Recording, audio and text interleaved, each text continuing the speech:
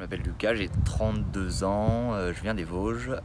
J'ai fait la formation d'intendant à l'école de Dunkerque. Et après, je suis parti en Angleterre pendant 4 ans, pas mal en région de Londres. Je travaille pour deux clubs, le Moor Park Golf Club et le Sunningdale Golf Club, donc dans la région de Londres. Et après, j'ai fait l'Ohio State Programme, donc je suis parti aux États-Unis pendant 18 mois avec un visa étudiant pour aller étudier là-bas et travailler sur 2 parcours, donc Scioto Country Club qui est à Columbus, Ohio, et à TPC Scottsdale dans l'Arizona.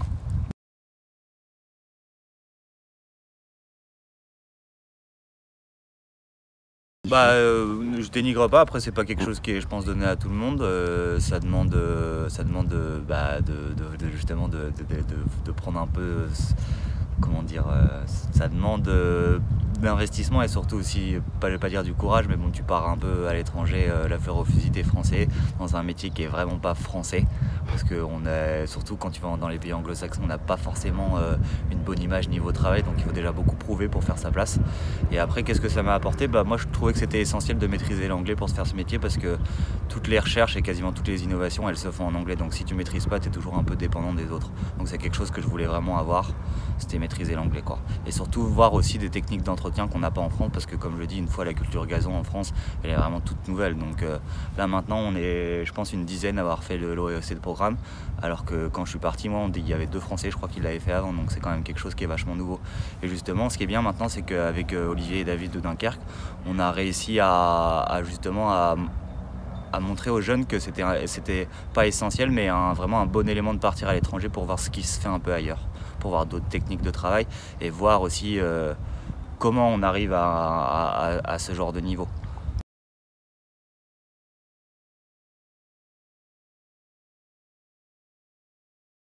J'ai la même responsabilité qu'un autre intendant. La seule différence, c'est que je pense qu'on a 3 parcours de golf, dont l'Albatros qui reçoit l'Open de France, donc ça demande un peu plus d'attention, je pense, et du travail au jour le jour.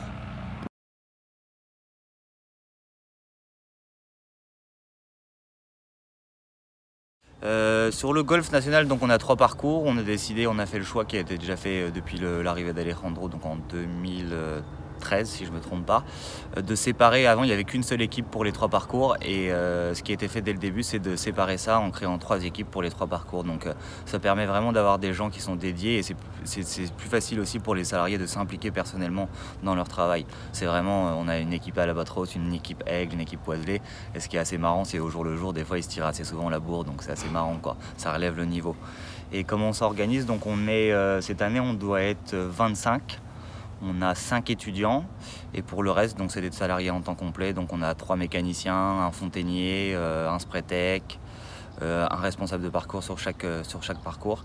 Et moi, donc, je viens de reprendre la place d'Alejandro depuis cet hiver. Alejandro a quitté le golf national en tant que superintendant fin 2018. Maintenant, il est consultant pour le golf national, donc on travaille quand même toujours avec lui. Il vient une fois par mois faire une visite. Ça nous permet de faire la transition, et moi, ça permet aussi de donner un peu plus de facilité dans mes nouvelles responsabilités. Après, sur ce qu'on disait sur l'entretien tout à l'heure, on a un entretien assez classique, hein. On ne fait pas plus de tontes, je pense, que les golfs de région parisienne, que Saint-Cloud, Saint-Germain ou Saint-Nom.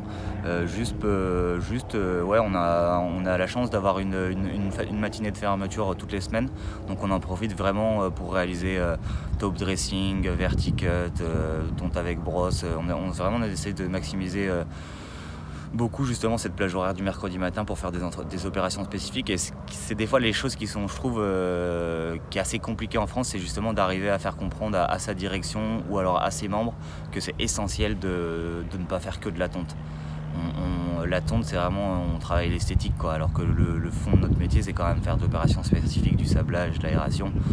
C'est quelque chose qui est difficile à faire comprendre, mais nous, c'est essentiel pour nous. Si on n'a pas ces créneaux horaires justement pour faire de l'opération spécifique et justement donner un peu plus de liberté au gazon, c'est compliqué. Et nous, on est vraiment très contents de l'avoir, cette plage de fermeture.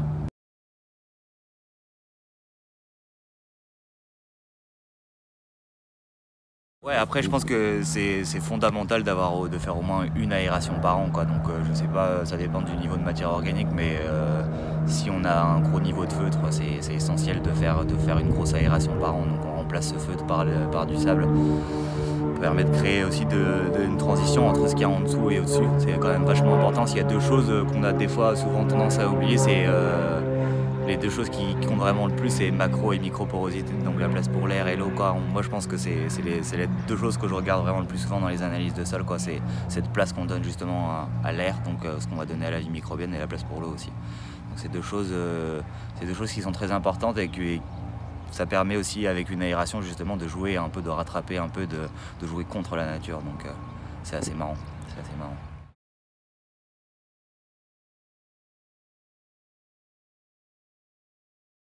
Donc on a 3 parcours, je le disais tout à l'heure. On a l'Oiselay qui est un 9 trous qui est plutôt dessiné pour l'initiation du golf, même s'il n'est pas facile. Donc il est utilisé aussi beaucoup pour l'enseignement à l'école de golf. Donc ça nous permet on a une grosse école de golf au Golf National qui a un très très bon niveau et très bien placé en région parisienne. C'est plutôt bien.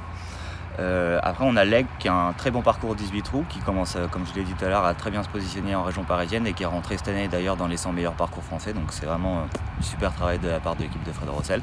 C'est une petite équipe, ils sont 5 au maximum sur l'Aigle, alors que sur l'Albatros on tourne entre 12 et 13 voire 15 personnes avec les étudiants des fois. Donc on a quand même 2 tiers de personnes en plus. Après les surfaces sur l'Albatros c'est beaucoup plus gros, donc on a l'Albatros qui est le parcours de championnat, là où on a des surfaces vraiment, comme on peut le voir derrière nous, assez importantes.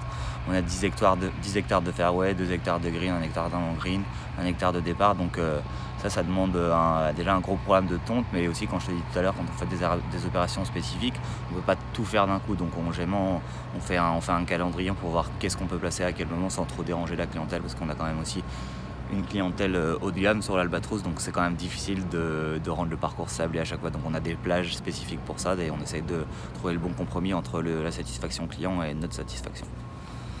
Et ce qu'on a dit tout à l'heure, c'est que pour l'accueil de la Ryder Cup, il y a des gros travaux de rénovation qui ont été réalisés, notamment sur l'Albatros. Donc les plus gros travaux qui ont été réalisés, c'est les travaux de drainage sur l'ensemble des fairways. Donc c'est quelque chose comme 14 km de drainage principal qui ont été réalisés, 16 km de fente drainante. Donc on les voit un peu quand ça sèche, là, peut-être pas dans ce sens-là, mais ouais, 16 km. Ça nous permet vraiment d'avoir des fairways très fermes toute l'année et très drainants.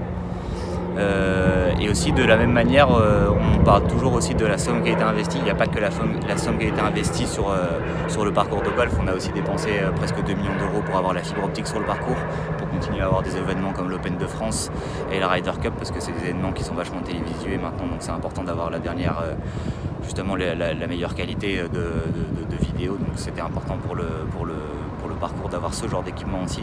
On a aussi, quand on a ce genre d'événement, c'est vraiment essentiel d'avoir des routes en bitume comme il y a à côté. Donc il y a aussi ça qui a été réalisé. Donc c'est pas que tout pour le parcours qu'on a utilisé cette enveloppe. Il y a aussi le système d'arrosage qui a été refait, puisqu'on a un système qui avait plus de 30 ans, donc très vieillissant, gourmand en eau et gourmand en fuite aussi. Donc, et les résultats n'étaient pas terribles. Donc c'est pour ça qu'on a décidé, ce choix a été fait. Donc également aussi, en complément du système d'arrosage et de drainage, Alejandro a décidé de mettre en place vraiment un programme intensif de top dressing, notamment sur les fairways.